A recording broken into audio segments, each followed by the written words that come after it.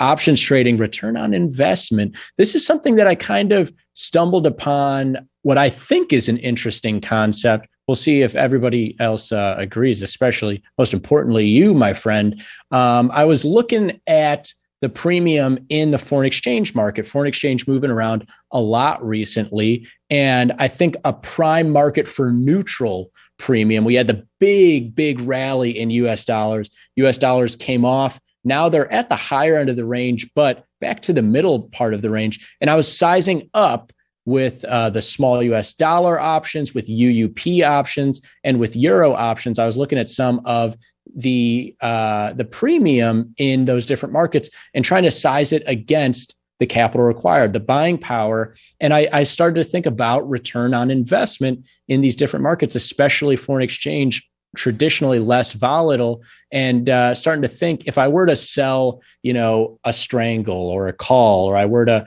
buy a call or do these different things, what's my return on investment look like in these different product types, being stock options and futures options? Is that that's kind of interesting, right? ROI on options in stock or ETFs versus futures.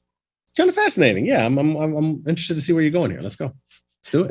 Let's start with the most. I almost want to get this out of the way, because this is part of why selling. I mean, it's a big part of what we talk about on a day-to-day basis. And maybe new people are like, why are they always talking about selling options? They're never really talking about buying options.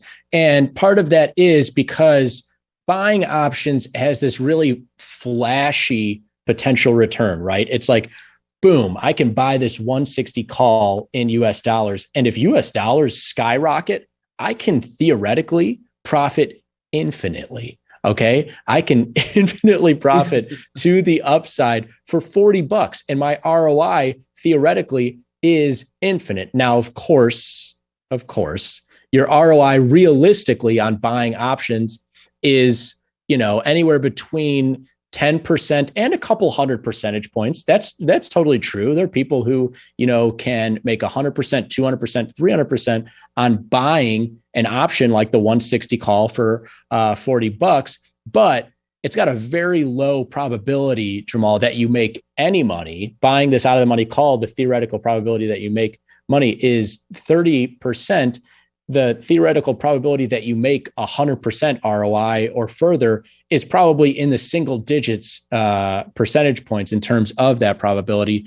I mean, is that how you view when people are like, oh, I can buy these out of the money options and my potential returns are astronomical? And it's like, yeah, your probability is real low. Am I wrong? Yeah, it is. You're right. And this is one of those things we always preface by saying, your profitability chance is potentially infinite, right? But you need a couple of things to work. You needed to go through strike. Sure, in some situations, in this case, let's just say it's 3-month out call, you can make money on some extrinsic value if it's trending in the up direction. But at the end of the day, it's a lot harder to make to monetize this type of situation. Yeah, you're exactly like in this situation, the market's at 158. I'm buying the 160 call for 40 cents or $40 here. I need the market to get above 160 before I even start making money. And you can see the all-time highs are 162. And so even if it gets to all-time highs, I'm realistically making $100 or so. And so that's what's really hard about long options, even though they have this really nice potential, as Jermal says, to make infinite. I mean, you can't actually make infinite in any situation. The market could literally go to 1,000 or 2. You're not actually making infinite. Anyways, shorting that call, the cost is a little bit higher. Your potential profit is the price of that call, but your ROI is actually pretty significant. They're 30% on the capital required in this market. And your probability goes from being, 20 or 30% of success to 70 or 80%. It's the flip side of that. And you're still getting a nice potential return. And I was like, man, that seems like a lot. And I went over to the stock and ETF world to try to see, like, is this just in futures that I'm seeing this potential to make, $40 on only putting up 135 for futures options? And yeah, futures options just are this efficient when it comes to returns on your investment. Because for essentially the same call in UUP, which is the US dollar ETF, I'm having to put up 5 times as much. And now my potential return for short stock options is a lot lower. Have you sized this up? The same thing goes for like E-mini S&P futures options versus the SPY options on that market. Have you looked at this before? UUP? It's been a while. Yeah, well, UUP or any of these examples. Yeah. Yeah, no, that's a good example. And yeah, I mean, I just, you can see that it's just a little bit better for your ROI overall when you're looking at those futures options. It is interesting. It's an interesting point you make there.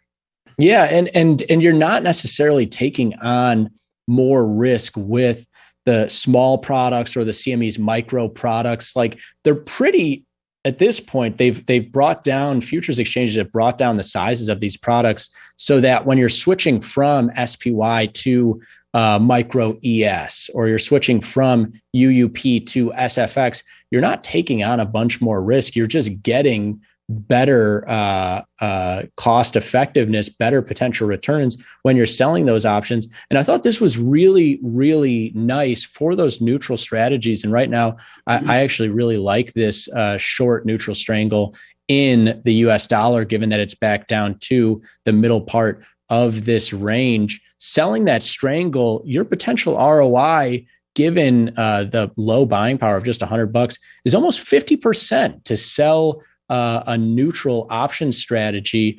You really are hard pressed to find any, like you could go into stock options, Jermal, and sell the straddle, like the most aggressive short premium strategy. And you're still probably only getting 10 or 20% of the credit received compared to the buying power you put up.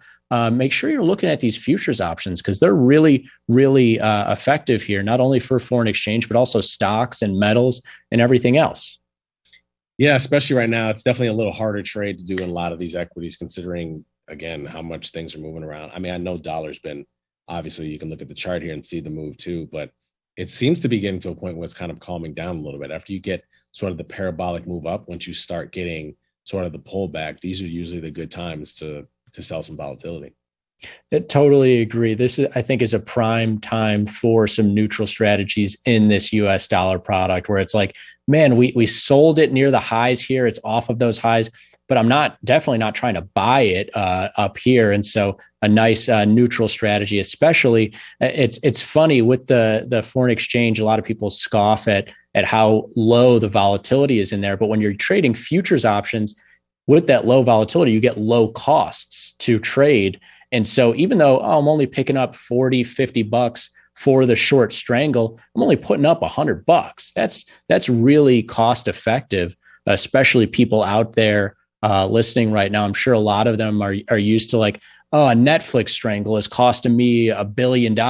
Like this is a nice short strangle for just $100. So make sure you check that out. And Jermal, that is going to do it for today's small stakes. Thanks so much for joining me. As always, it's nice to have you on, my friend. Thanks, man. Appreciate it. Just one real quick thing. Like you were saying, people are scoffing at the idea of the vol in SFX, but comparatively, you got to look at it comparatively. Exactly. What it was before versus now. Now it's pretty elevated compared to usual. If you're, and you get in trouble if you go hunting for high vol. You might have some underwater puts and snap today. Like if you're just looking for the highest volatility, you're looking at a volatile stock, I'm sure. But anyways, always great to have you on, my friend. Thanks so much. Make sure you're checking out Jermal on Twitter and everywhere else on the network. Splash Into Futures is up next on the network. You're going to want to stick around for that. I'll see you all tomorrow on Small Stakes. Have a good night, everybody. Peace. Later.